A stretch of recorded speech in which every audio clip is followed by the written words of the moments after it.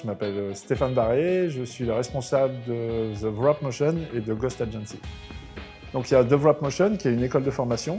Donc on forme les gens à la pose de tout type de vinyle. Et ensuite on a Ghost Agency, l'accompagnement d'agences et de projets un peu particuliers.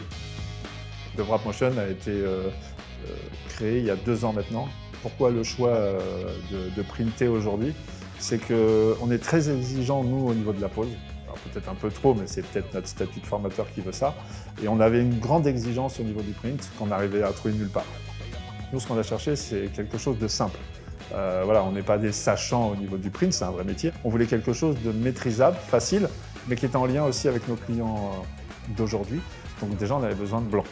Pour moi, une impression blanche, si t'as pas, aujourd'hui, c'est compliqué.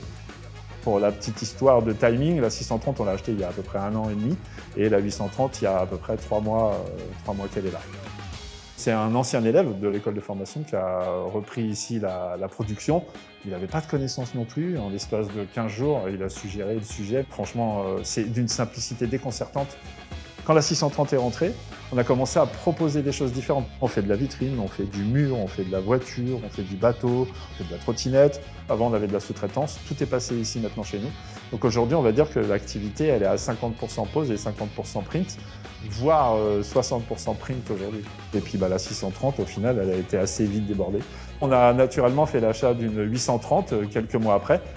La technologie latex nous permet de poser sur tous les substrats. On arrive à inventer des films avec des contre-collages en rouge, en transparent, en miroir, qu'on ne pouvait potentiellement pas faire avant. Un des critères qui était indispensable pour nous, c'était la flexibilité de l'encre, blanche ou couleur. Parce qu'aujourd'hui, on fait des coverings avec des formes absolument incroyables et l'encre ne bouge pas. Ça nous permet sur la 630 ou la 830 de proposer des trucs complètement fous, quoi. Il y a zéro limite.